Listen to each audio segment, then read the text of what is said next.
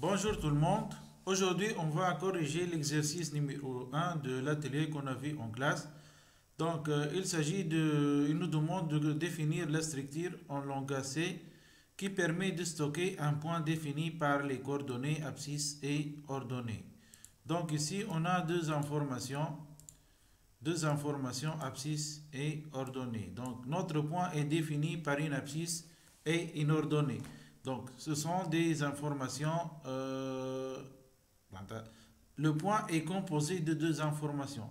Pour cela, il faut utiliser une structure. Comment on va le faire en langage C? Donc, tout d'abord, on écrit type def point. On ouvre la collade, on écrit. Donc, quel est le type de l'abscisse? Une abscisse est de type float. Donc, c'est un réel. Donc, ABS. Et l'ordonnée est de type aussi réel, ord. Voilà. Donc, ici, j'ai commis une erreur. Type def, structure. Structure. Voilà. Et c'est quoi le nom de cette structure? C'est point.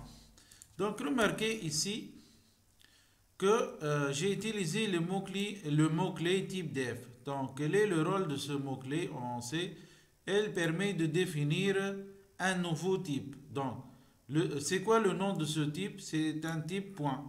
Donc, ce n'est pas un type prédéfini comme les int et les floats, mais c'est un type utilisateur. On peut dire c'est un type utilisateur, c'est un type personnalisé. Donc, si je déclare par exemple un point A, quel est le nom de cette variable ici? Le nom de la variable c'est A. Et c'est quoi son type? C'est A est de type point. Donc ça revient au même comme si je déclare un entier B. Donc ici, c'est quoi le nom de la variable? Le nom de la variable c'est B. Et quel est son type? Int. Par contre ici, le nom de la variable c'est A. Et le nom de type c'est point. Est-ce que c'est clair? Donc ici, la question qui se pose, pourquoi on a utilisé une structure? Pourquoi on a utilisé une structure? Parce qu'un point est composé, contient une information composée. Donc, si on revient ici, dans la mémoire, supposons on a une mémoire, on a la mémoire de cette façon, les cases mémoire.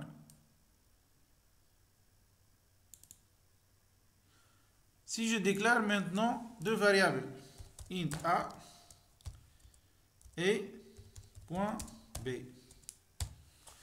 Donc, qu'est-ce que le processeur comment le processeur va gérer la mémoire? Donc, tout d'abord, il va créer une variable a, une case dont le nom est a, et dans cette case, par exemple, il va mettre a est égal à 2. Donc, A va contenir la valeur 2. Donc, est-ce que A est composé de plusieurs valeurs? Non. Donc, A, comme vous voyez ici, elle est composée d'une seule valeur. Donc, A est simple. Par contre, pour le point, si on déclare une case mémoire de type point, donc cette case est de type point. Donc, ici, on va mettre les informations qui correspondent à un point. Donc, ici, qu'est-ce qu'on peut dire? Quelle est la différence entre A et B? A contient une information simple, par contre, B contient une information composée. Donc, on peut imaginer la mémoire de cette façon. Je ne sais pas pourquoi ça ne change pas la couleur.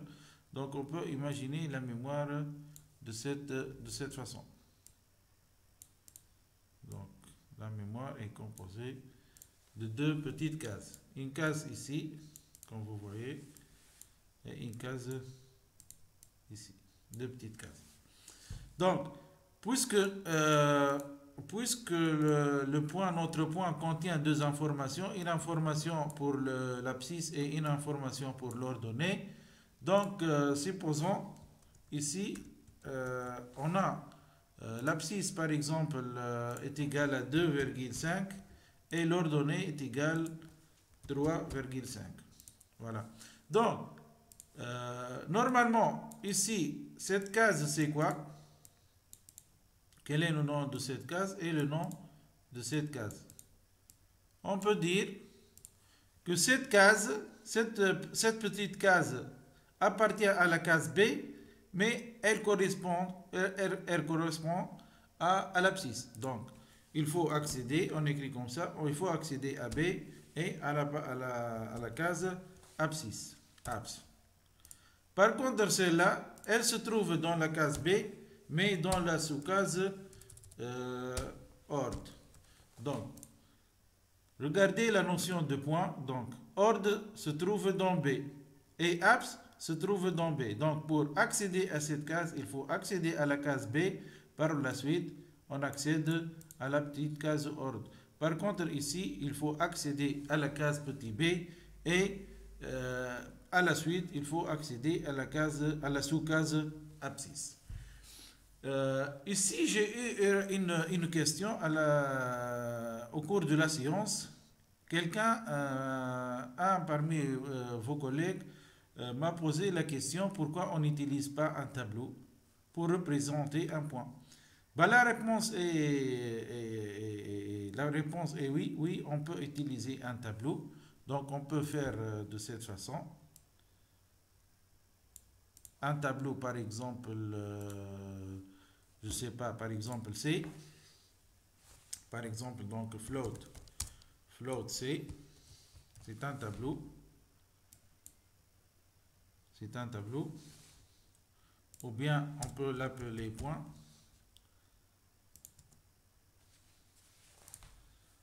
Point. Et on dirait ça.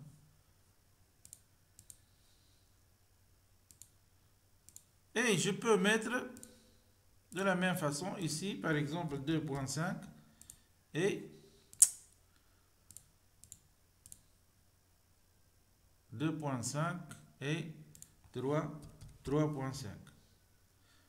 À cet instant, cette petite case va devenir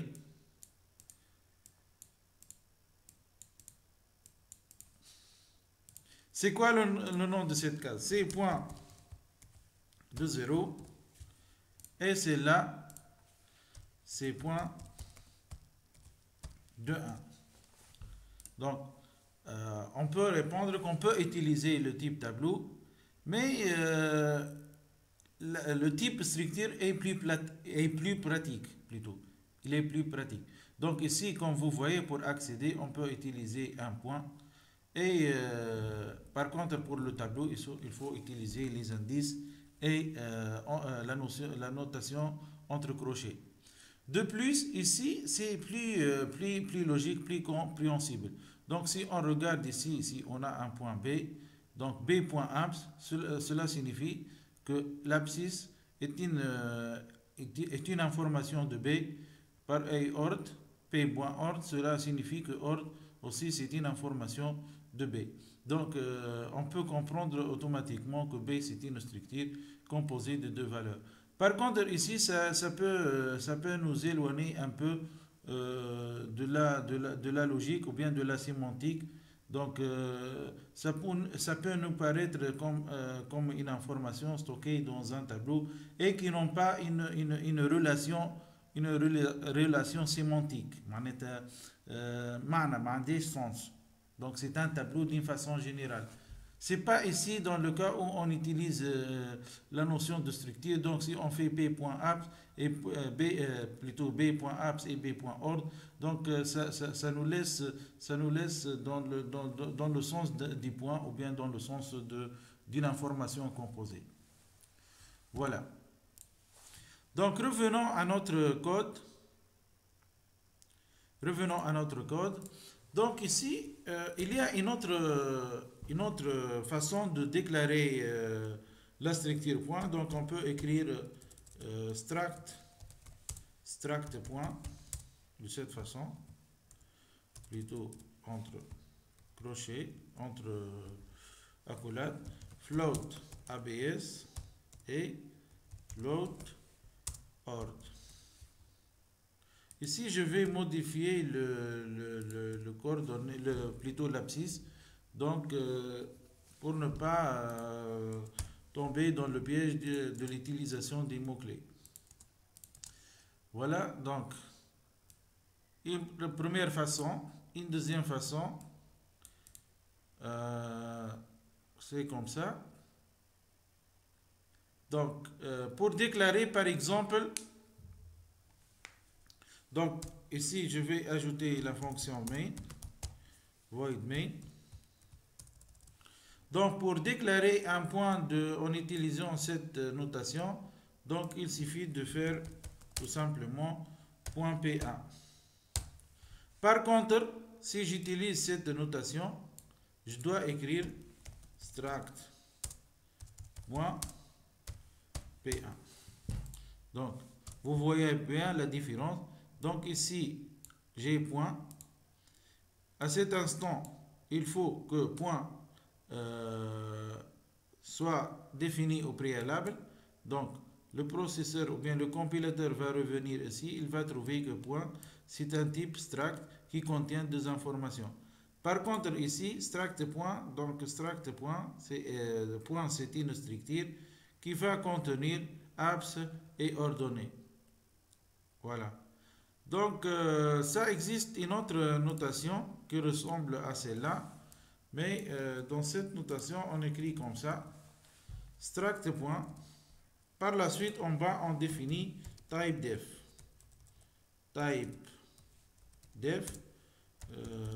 Typedef struct point, par exemple, mon point.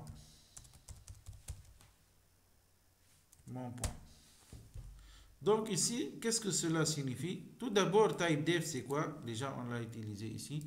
Typedef, c'est une définition d'un type. Donc, je vais créer un nouveau type qui n'est pas un type prédéfini comme le type entier et le type float en langage C. Donc, typedef, c'est un type défini. C'est quoi le nom de ce type? C'est point. Donc, point, c'est un nouveau type. Donc, j'ai défini ici typedef. Donc, j'ai défini un nouveau type qui est point et qui présente une structure contenant deux informations de type float. Dans cette troisième notation, qu'est-ce que j'ai fait? J'ai créé une structure de nom point et j'ai défini un type def sur cette structure. Donc, typedef struct point, mon point. Donc, c'est quoi le type ici? Le type, c'est mon point. Donc, si j'utilise cette notation, ou bien cette forme de définition, je vais créer ma variable de cette façon, mon point PA. Donc, vous voyez bien les différentes figures de définition du point. Donc, les différents cas de figure ici, on a point P1 parce qu'on a défini un type point. Donc, il suffit de mettre le type point pour savoir que c'est une structure. Par contre, si j'utilise cette définition, struct point, donc il faut à chaque fois écrire struct point. Struct.pa. Par contre, je peux utiliser cette notation struct point à laquelle j'ajoute la définition d'un type. Donc, typedef struct point, mon point. Donc, mon point, c'est un type qui est synonyme à struct point. Donc, au lieu d'écrire struct point, je peux écrire directement mon point.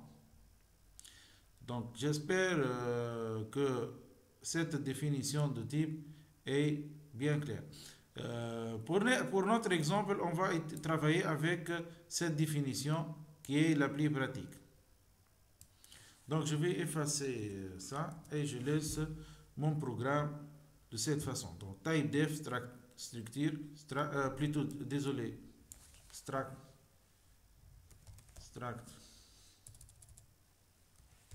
c'est pas structure. Donc, typedef struct, float abs, float ordonnée et le type c'est point. Et j'efface ces deux variables.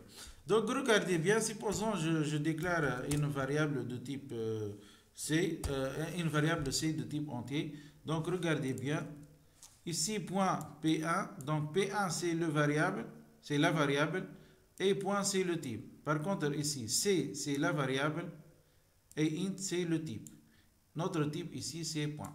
Puisqu'on a fait type def. Donc, c'est quoi point? C'est une structure qui contient de réel. Voilà.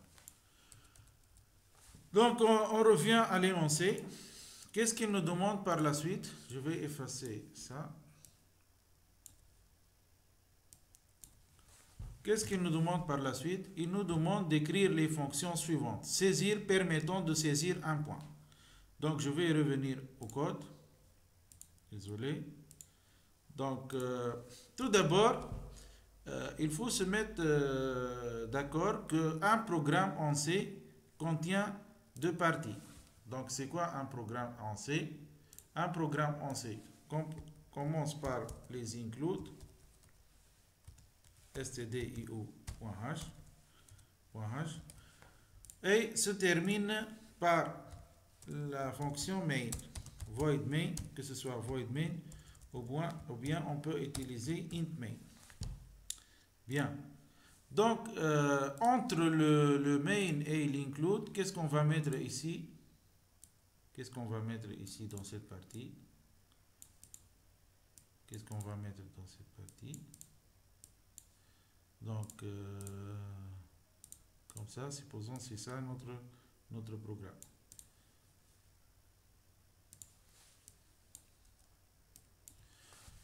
Qu'est-ce qu'on va mettre ici? On va mettre ici normalement les définitions des nouveaux types. Donc, par exemple, ici, on a notre type def point, exemple type def struct point, type def struct point, et aussi les définitions des modules. Qu'est-ce que ça veut dire module? C'est-à-dire les fonctions et les procédures. Donc, la définition des fonctions et les procédures doit être faite ici. Ok, bien. Mais, quelle est la partie importante d'un programme? La partie importante d'un programme, c'est normalement la fonction ou bien la procédure main.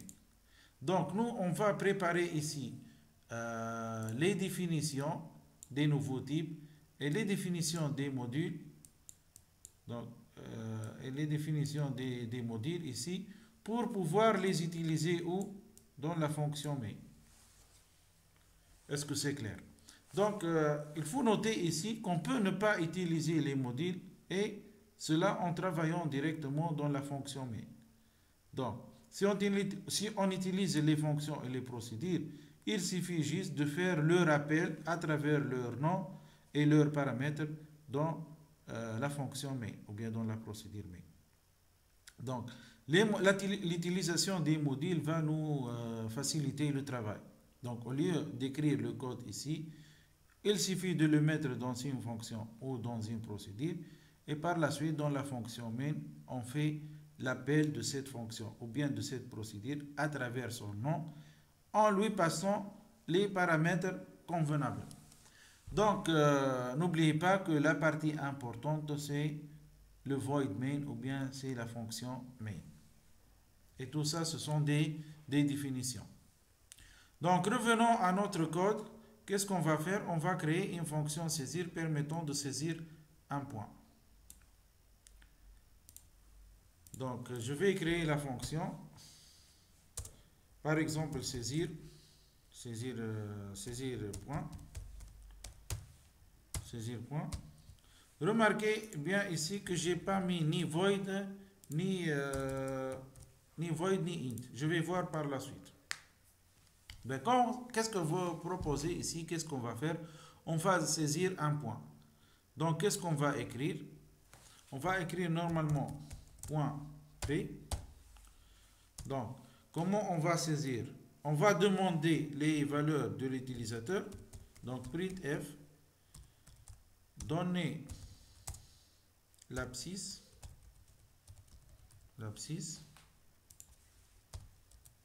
scanf,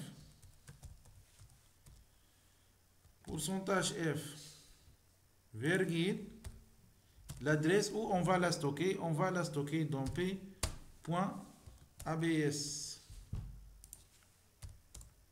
Printf, donner l'ordonnée, scanf, pourcentage f, l'adresse de p.ord. Donc, qu'est-ce que vous remarquez ici? Qu'est-ce qu'on a fait? On a traité P, c'est un point. Plutôt P c'est un point. Donc, elle est composée de deux sous-informations, ou bien de deux informations qui sont l'abscisse et l'ordonnée. Donc, pour remplir le point P, il faut remplir élément par élément. Ou bien, pour saisir un point qui est composé de plusieurs informations, il faut saisir information par information. Donc, il faut saisir la première information tout seul, qui est l'abscisse. Par la suite, il faut saisir l'information ordonnée. On ne peut pas saisir les deux informations d'un seul coup. Qu'est-ce que ça veut dire? C'est-à-dire, on ne peut pas faire comme ça. Par exemple, quelqu'un qui écrit de cette façon, c'est faux. Donc, donner un point, ou bien donner les infos d'un point, les infos du point par exemple, scanf, je ne dois pas oublier ici le P, scanf par exemple pourcentage F, virgule, l'adresse de P. Ici c'est faux. Il ne faut pas d'un seul coup saisir les informations d'un point. C'est pas correct. Il faut saisir l'abscisse tout seul et l'ordonnée tout seul de cette façon. Donc, cette écriture est fausse, par contre, celle-là est correcte. Donc, ici, j'ai décortiqué le point. J'ai saisi l'abscisse tout seul et l'ordonnée tout seul. Par la suite, qu'est-ce que je vais faire? Donc, j'ai un point. Ici, j'ai un point. Ce point, à cet instant, il est comment? Si j'ai la mémoire, si je dessine la mémoire comme ça. Donc, quel est le nom de ma case? Ma case est P. Elle est décomposée en des petites cases. Donc, c'est-à-dire, c'est la case ABS. Celle-là, c'est ordre. D'accord. Dans la première case, qu'est-ce que je vais mettre? Je vais mettre une valeur de l'ordonnée, par exemple 3. Et dans la deuxième case, plutôt c'est l'abscisse, c'est 3, virgule. Et la deuxième case, c'est 2, virgule. Ok. Ici, le P, ça représente une variable locale. Regardez bien, c'est une variable locale à la fonction ou bien au module saisir point. Donc, qu'est-ce que je dois faire? Nous, qu'est-ce qu'on a dit? On a dit que le plus important pour nous, c'est la fonction main. Donc, le module ici, saisir point, il va être utilisé dans le main. C'est ça. Donc, normalement, dans le main, qu'est-ce qu'on va faire? On va faire ici, normalement, saisir point. Donc, on va appeler un point. On va appeler un point. D'accord. Ici, le point admet à l'intérieur une variable P. Est-ce que ce P est visible pour le main? Donc ici, dans le saisir point, ici, il y a un point P qui est local au module saisir point, mais qui n'est pas visible à la fonction main. Donc la fonction main ou bien le module main, la procédure main, n'est pas au courant du variable P. qui se trouve à l'intérieur de saisir point. Donc, qu'est-ce que saisir point doit faire? Saisir point, elle doit informer main qu'elle a modifié la valeur d'un point local. Est-ce que c'est clair? Donc ici, le main n'est pas au courant de P. Donc qu'est-ce qu'elle doit faire la fonction saisir point, ou bien le module? Elle doit informer, c'est-à-dire elle doit faire un return P pour informer le main qu'elle a modifié, pour informer le main qu'elle a une variable locale et qui contient désormais des informations. Donc, qu'est-ce que ça veut dire return ici? Return, c'est-à-dire envoyer. Envoyer, c'est-à-dire envoyer. Envoyer. Désolé. Envoyer. Ou bien envoyer, ou bien jeter. On peut dire. Jeter. Envoyer vers qui? Envoyer vers le module qui a fait l'appel. Donc, envoyer vers le module qui a fait l'appel. Ici, qui a fait l'appel? Main. Main a appelé saisir point. Donc, saisir point, elle doit répondre. Comment elle va répondre? En renvoyant le P. Donc, pourquoi le module saisir point va envoyer le P? Pour répondre à main en lui informant qu'il y a un point à l'intérieur, local à saisir point, et ce point a été modifié. Ok. Donc ici, puisque la fonction saisir point va répondre, donc il faut que le main accepte la réponse ou bien reçoit la réponse. Donc qu'est-ce qu'elle va faire le main? Normalement, le main doit déclarer un point qui est P, qui est P1 par exemple ici. Donc P1, c'est quoi P1? C'est un point P1 qui va recevoir la réponse de la fonction saisir point. Donc saisir point va retourner une valeur, va envoyer, elle va jeter une valeur au module qui lui a fait l'appel. Donc ici, le main a fait l'appel à saisir point. Saisir point doit répondre par un return, mais quant à elle, elle doit recevoir la réponse. Où elle va mettre la réponse? Elle va le mettre dans un P1, dans un point P1. Donc saisir point a envoyé quelque chose, mais elle doit recevoir cette chose qui est point P1. Ici, à ce niveau, regardez bien. Ici, si on écrit point P1, donc qu'est-ce qu'il y a dans P1? Dans P1, il n'y a rien. Ou bien il y a des zéros. Donc, point P1, l'abscisse de P1, elle est vide. Et l'ordonnée de P1, elle est vide ou elle est égale à 0. Donc, pour que les valeurs de P affectent P1, ou bien pour que les valeurs de P soient transmises à P1, il faut faire de cette façon. Il faut que les valeurs renvoyées par le module saisir point seront stockées, voilà, seront transmises à P1. Donc, normalement, ici, on va obtenir la valeur 3 points et 2 points. Et par contre, qu'est-ce qu'on doit ajouter? On doit ajouter cette information. On doit ajouter cette information. Ici, il faut mettre un type. C'est quoi le type? Le type qu'on va mettre à cette fonction doit être le type de la valeur de la variable retournée. Quel est le type de P? P est de type point. Donc, on doit renvoyer un point. Donc, quel est le type de cette fonction? Elle est de type point. Pourquoi? Parce qu'elle a renvoyé un point. Elle a renvoyé P, donc elle a renvoyé une variable de type point. Bien.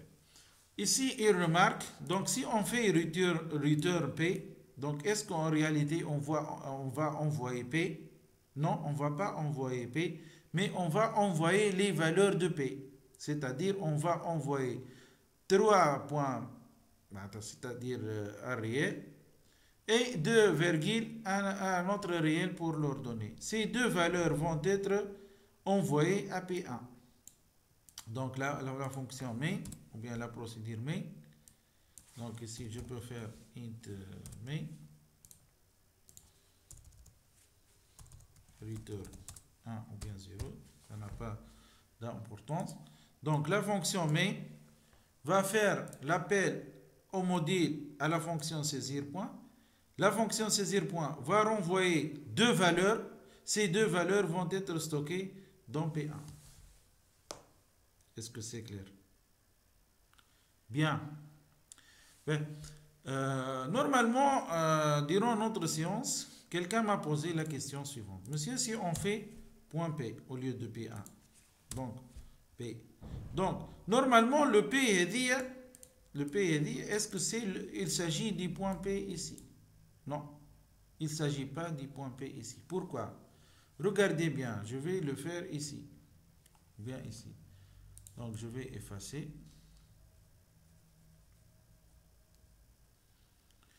Donc, supposons j'ai la mémoire suivante. J'ai la mémoire de cette façon.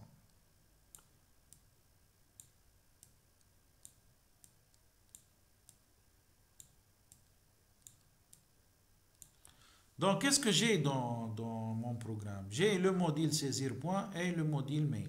Donc, normalement, ici, le processeur, qu'est-ce qu'il va faire? Il va dire que cette partie est réservée à la fonction main. Donc, cette partie, elle est réservée à la fonction main. Qu'est-ce qu'on a aussi? On a le module saisir point.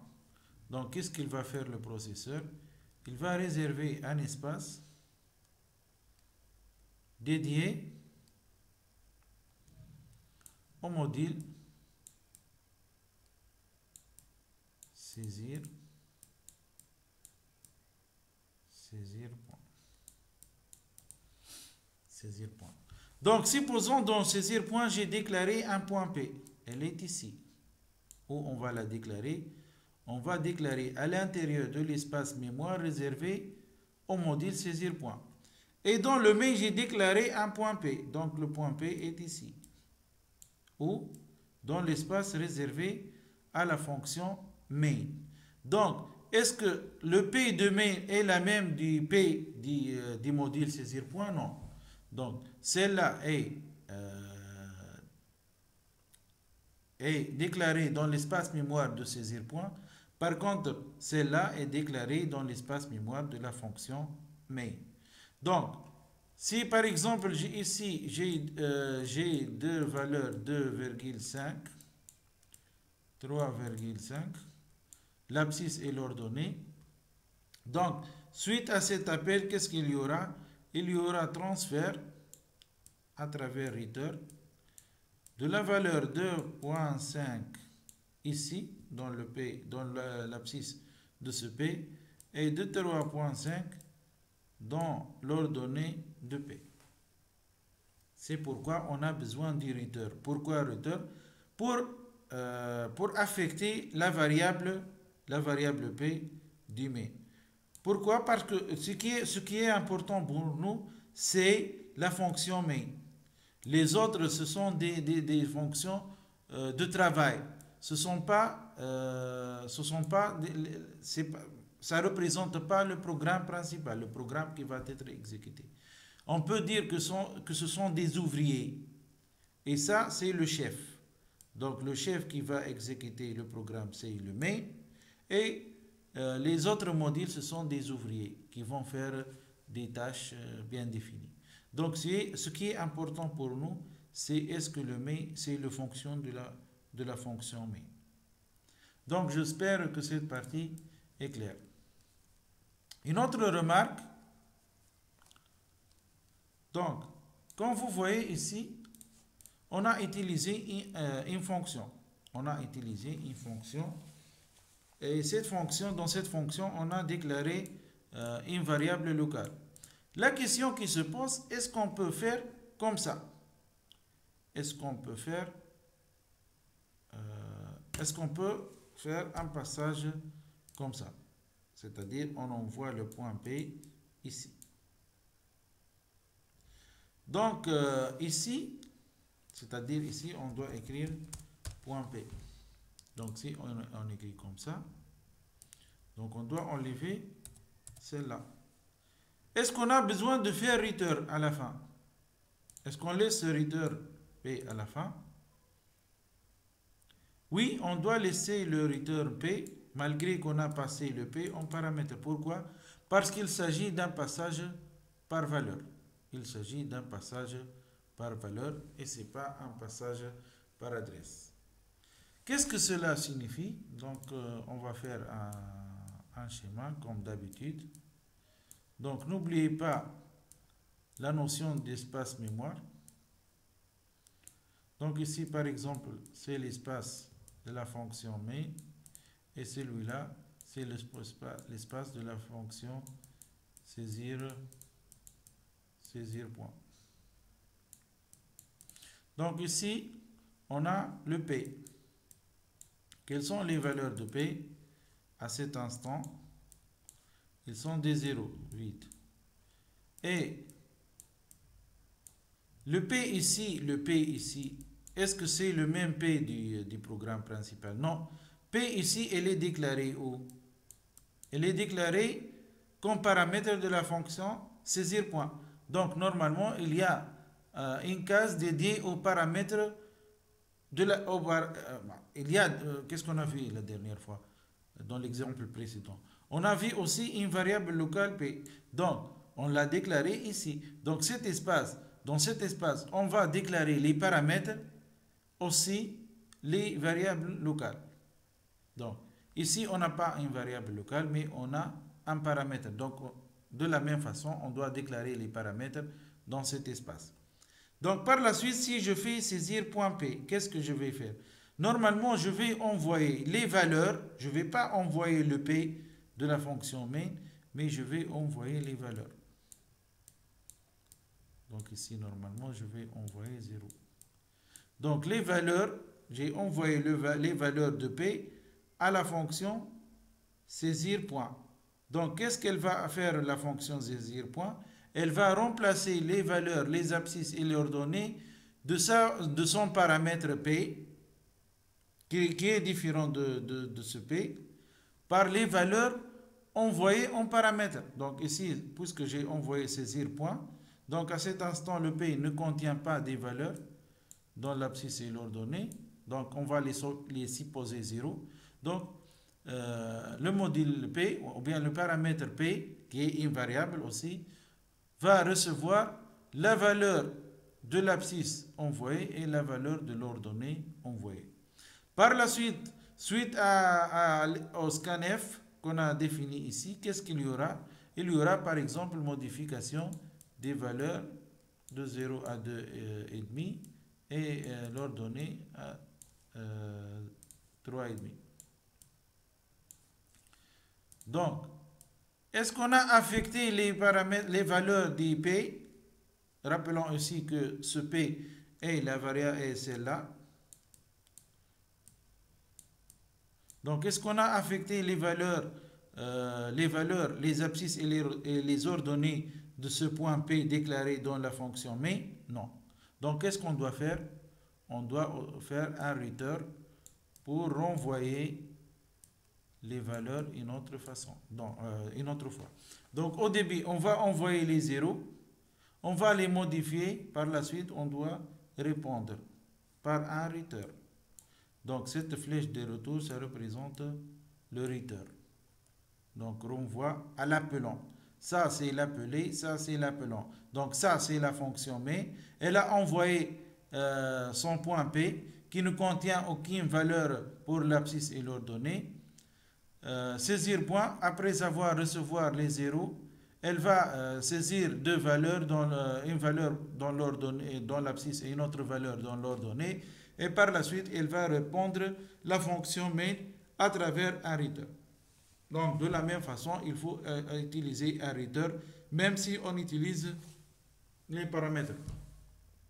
Je dois préciser ici que dans le chapitre pointeur, on peut travailler avec la notion de passage de points, la notion du passage par adresse.